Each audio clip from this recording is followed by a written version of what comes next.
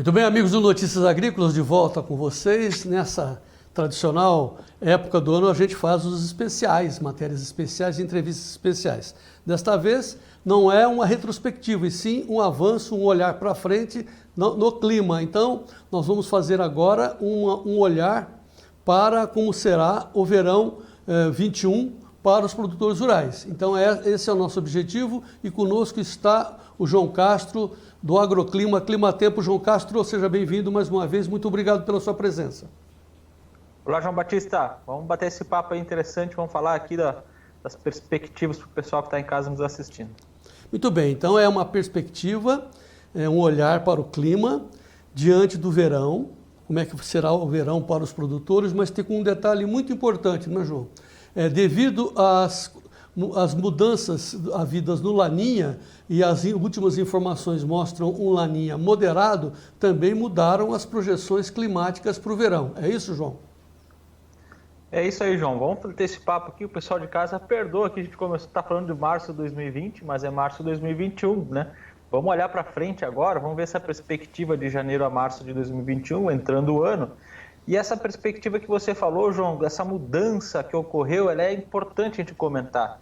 Mas antes disso, eu quero passar rapidamente aqui para o pessoal de casa entender o que se tem em um contexto geral de clima. Quais são os sistemas que ficam atuando mais na época do ano agora do verão? Esse aqui é do inverno, vou passar para o verão, primavera, verão. O que a gente tem na primavera, verão é o seguinte, o pessoal do Nordeste está acostumado com esse termo aqui no lado esquerdo da tela, chamado VECAM. Então é um sistema que fica posicionado aqui no Nordeste e ele impede a formação de nuvem aqui mais nessa região central aqui do Nordeste, que causa um tempo um pouco mais seco. Quando você tem a confluência assim, de alguns fatores, como por exemplo esse VECAM, a alta da Bolívia que a gente chama aqui nessa região, mais as frentes frias que avançam do sul, a gente tem a condição de formação dos corredores de umidade. Então aqui o pessoal olhando nessa escadinha aqui do lado direito da tela, essa aqui é uma representação gráfica do que seria o corredor de umidade. Então aqui é a frente fria que avança, o corredor de umidade que fica posicionado aqui. Quando nós estávamos falando lá em setembro sobre a condição de Laninha, o que se esperava, o que se espera numa condição de Laninha? É que o corredor de umidade se posicione aqui nessa região, leve chuva nessa região centro-oeste e também no nordeste, e deixe o tempo mais seco no sul.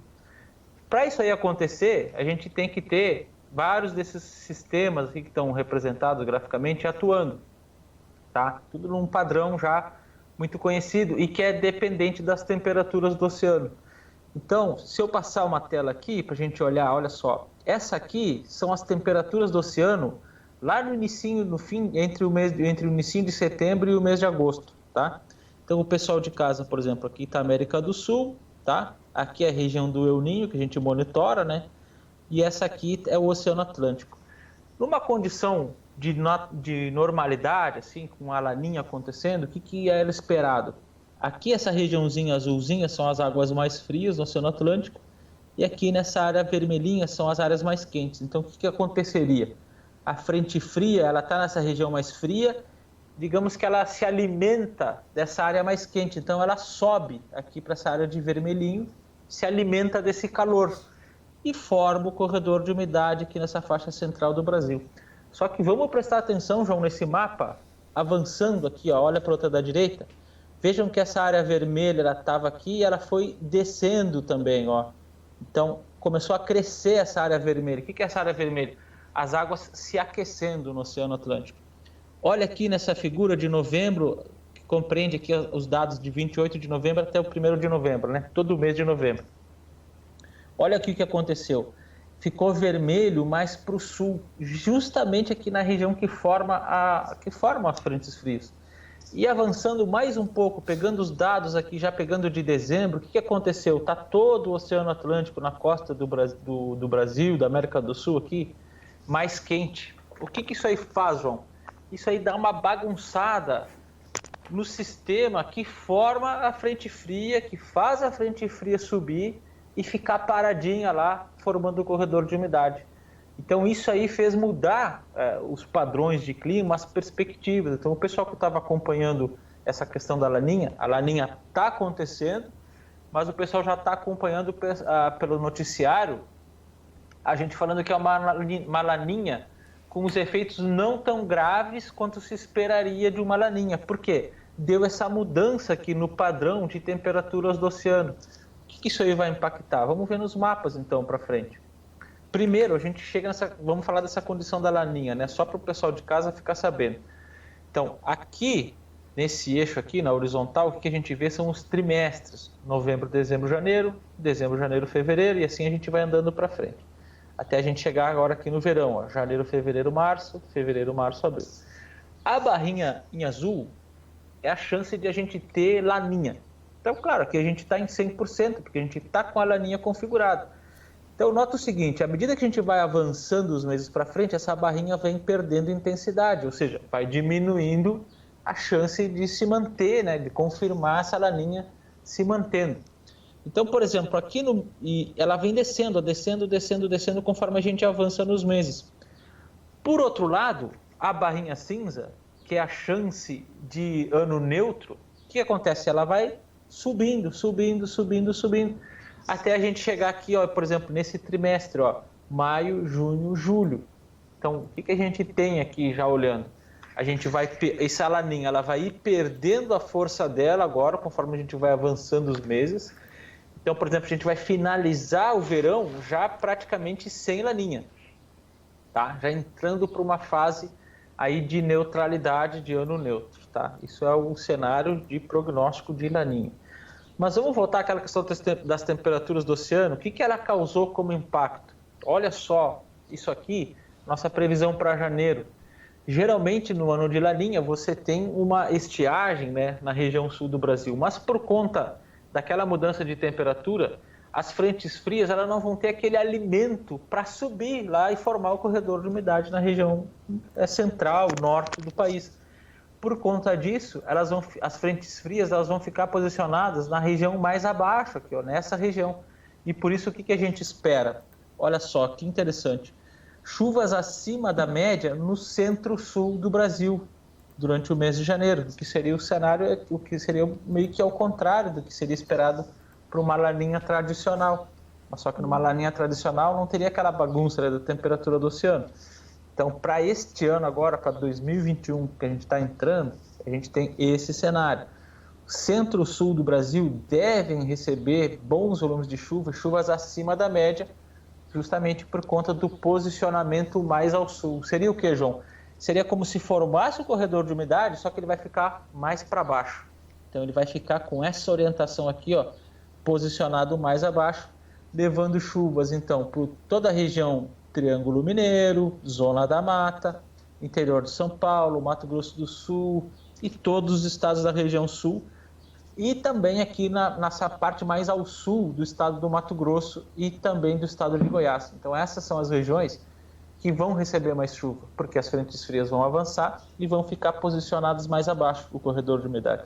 Então, esse aqui é o reflexo.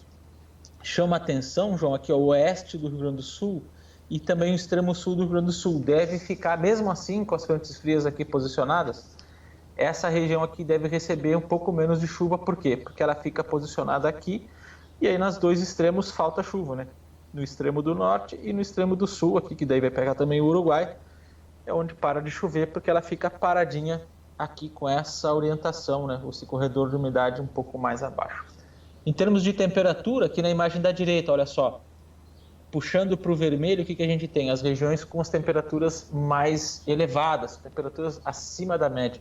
Então, a gente vê que boa parte do Brasil aqui, ó, fica, de fato, com as temperaturas acima da média aqui, 1, 2 graus acima da média. Então, já o mês de janeiro promete ser um mês bastante quente. Só que começa a dar uma quebrada também aqui, ó. Antes a gente espera, enquanto no mês de janeiro você tinha chuva no sul de Goiás e também aqui no sulzinho aqui do Mato Grosso do Sul, do Mato Grosso, região do Sapezal, aqui também tinha chuva acima da média.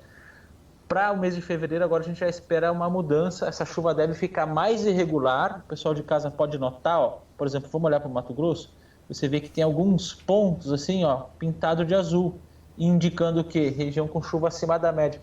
Mas a predominância é pintado de vermelho, ou seja, regiões com chuvas abaixo.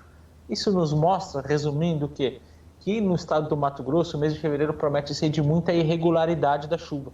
Você tem alguns bolsões, algumas regiões com chuvas acima, mas a grande maioria do estado vai ser com chuva abaixo da média.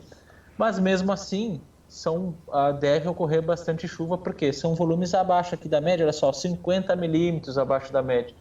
Em um estado que você tem meses ali que chove mais de 200 milímetros, até 300 milímetros, então você ter 50 abaixo da média não deve impactar tanto.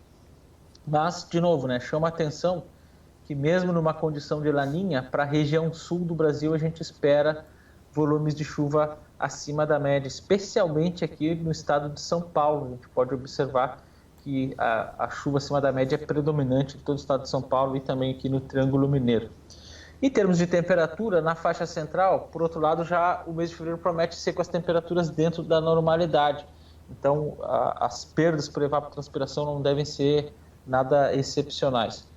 E aqui a temperatura chama a atenção também, né, para o oeste do Rio Grande do Sul, bastante quente, né, temperaturas acima da média, 2 a 3 graus acima da média, então muito calor sendo esperado para o mês de fevereiro. Vamos ver como é que fica o mês de março? Então vamos lá, o março, de novo, indicando muita chuva, né? Agora chamando bastante atenção aqui, chegando a ser 100 milímetros acima da média.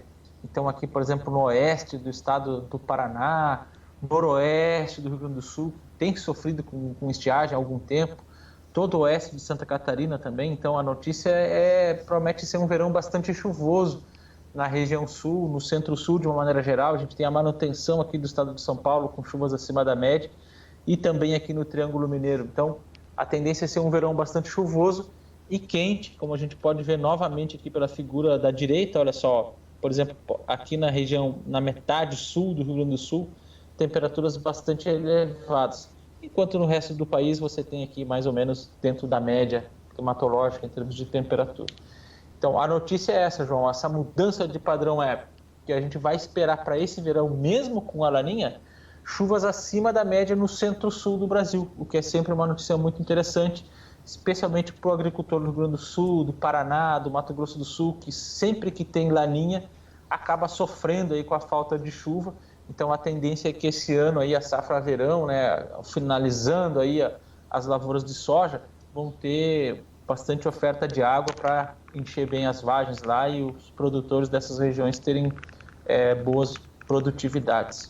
Então, essas são as nossas notícias de clima, João. Sim, mas em compensação a gente vê uma situação muito grave e dramática para o pessoal do centro-norte do país. Eu gostaria que você voltasse à tela de janeiro, porque veja o que acontece. Nós tínhamos uma expectativa, quando das primeiras informações do Laninha forte, que haveria muita chuva lá em cima, no Mato Piba principalmente e no Mato Grosso, o centro-oeste brasileiro. O centro-norte. E o que a gente vê na tela, por favor, coloque aí novamente o janeiro, você vê que aí corta totalmente as chuvas do meio de Minas Gerais para cima, do Goiás para cima, o Mato Grosso, mas olha como é que fica o Mato Piba, mas essencialmente como é que fica o Tocantins. Na evolução das demais telas, fevereiro e março, o Tocantins vai receber muito pouca chuva e tem muita soja lá em cima, como todos nós sabemos. Essa é a nova condição, João?